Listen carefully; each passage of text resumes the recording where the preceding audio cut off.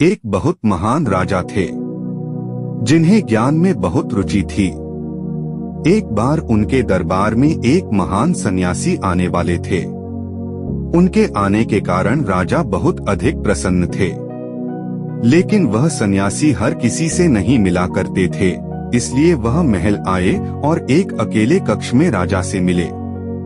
राजा ने उन्हें प्रणाम किया और बोले, गुरुजी, आपका बहुत आभार कि आप मेरे महल में आए हो, लेकिन मैं चाहता हूँ आपके द्वारा दिया गया ज्ञान मेरी प्रजा भी सुने। सन्यासी बोले, राजा, बिना उनकी इच्छा के तुम यह कैसे कह सकते हो कि उन्हें मेरे ज्ञान की जरूरत है। राजा बोला, गुरुजी, आप यह कैसी बात कर रहे हैं। हर मनुष्य को ज्ञान की जरूरत होती है ताकि वह अपना जीवन समझदारी से जी पाए। सन्यासी बोले, यह तो तुमने ठीक कहा, मनुष्य को ज्ञान की आवश्यकता होती है, लेकिन ज्ञान तो हर जगह उपलब्ध है, फिर मनुष्य उसे क्यों ग्रहण नहीं करता। राजा बोला, गुरुजी, मुझे यकीन है कि मेरी प्रजा आपके ज्ञान को जरूर ग्रहण कर लेगी, इसलिए मेरी विनती है, आप मेरी बात को स्वीकार कर ले। सन्यासी बोले, ठीक है राजा, आप तो जानते ही है, मेरा निवास स्थान इस महल से बहुत दूर एक ऊंची पहाड़ी पर है। यदि आपको लगता है कि प्रजा को मेरे ज्ञान की आवश्यकता है, तो आप उन्हें लेकर मेरे निवास स्थान तक पहुँचे। आपकी प्रजा को ज्ञान प्राप्त करने के लिए इतना मूल्य तो चुकाना ही होगा। सन्यासी की बात सुनकर राजा अत्यंत प्रसन्न हो गया। वह बोला, गुरुजी, मेरी तरह प्रजा भी आपको बहुत मानती है, मुझे तो बस कहने की देर है, वे सभी आपके पास पहुंच जाएंगे। सन्यासी बोले, ठीक है राजन, आप कल ही प्रजा को लेकर मेरे निवास स्थान पर पहुंच जाना, वहां मैं उन्हें अपना अनमोल ज्ञान दूंगा। ऐसा कहकर सन्यासी महल से चले गए। सन्यासी के महल से जाते ही राजा सेनापति से बोले, पूरे राज्य में ढिंढोरा पिटवा दो कि उन्हें कल सन्यासी जी से मिलने के लिए जाना है। राजा की बात सुनकर सेनापति ने ऐसा ही किया। सन्यासी के दर्शन की बात सुनकर सभी लोग बड़े उत्सुक थे। वह किसी भी कीमत पर सन्यासी के दर्शन करना चाहते थे। प्रजा का ऐसा उत्साह देखकर राजा के अंदर आत्मविश्वास आ गया कि अब तो प्रजा के भीतर वह समझ उत्पन्न हो जाएगी जिससे कि उनका जीवन खुशहाल बनेगा।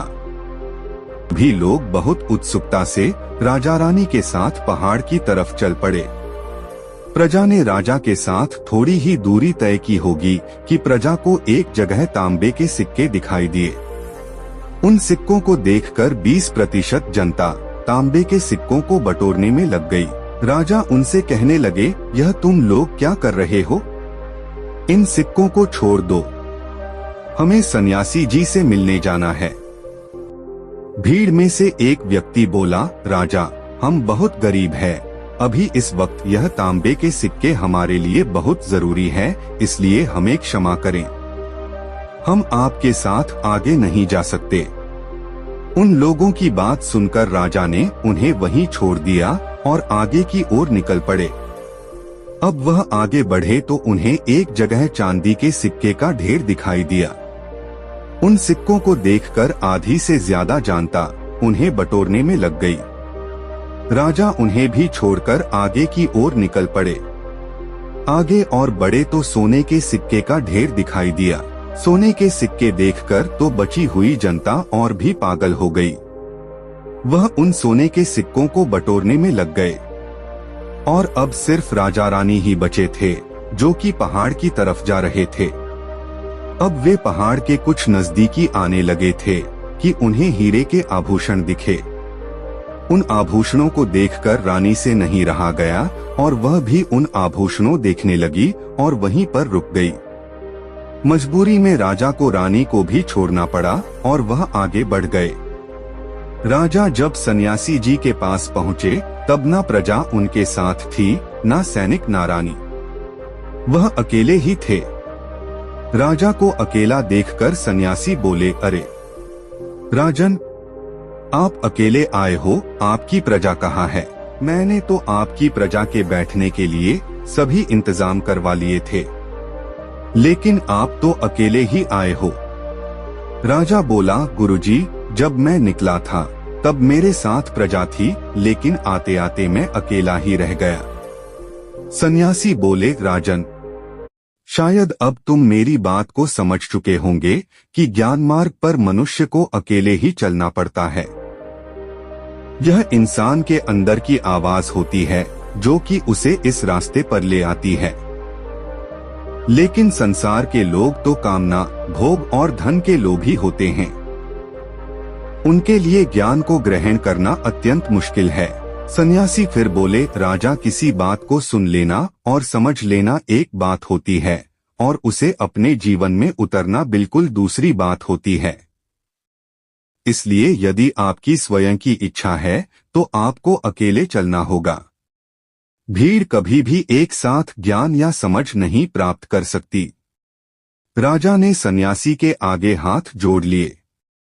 वह बोले, गुरुजी, अब मुझे समझ आ रहा है कि बैठने की व्यवस्था के साथ साथ अपने तांबे, चांदी, सोने और हीरो को जगह जगह रखवाने की व्यवस्था भी की थी, ताकि आप मुझे समझा सके कि जो मनुष्य धन को देखकर रुक जाता है वह फिर कभी ज्ञान की तरफ नहीं आ सकता। राजा ने सन्यासी का आभार व्यक्त किया और वह फिर अपने महल लौट गया। कहानी से शिक्षा। इस कहानी से हमें यह शिक्षा मिलती है, ज्ञान उसी को प्राप्त होता है जो अपनी कोई कीमती चीज छोड़ने को तैयार हो। इसलिए आपको जीवन में जो भी समझ आता जाए, इस पर आप चलते जाएं और किसी की प्रतीक्षा ना करें, क्योंकि हो सकता है प्रतीक्षा करने से आप भी वहीं रुक जाएं। इसलिए जीवन में जो भी आपको बेहतर, सुंदर और अच्छा दिखाई देता है, उसके लिए तुम्हें अकेले चलना होगा।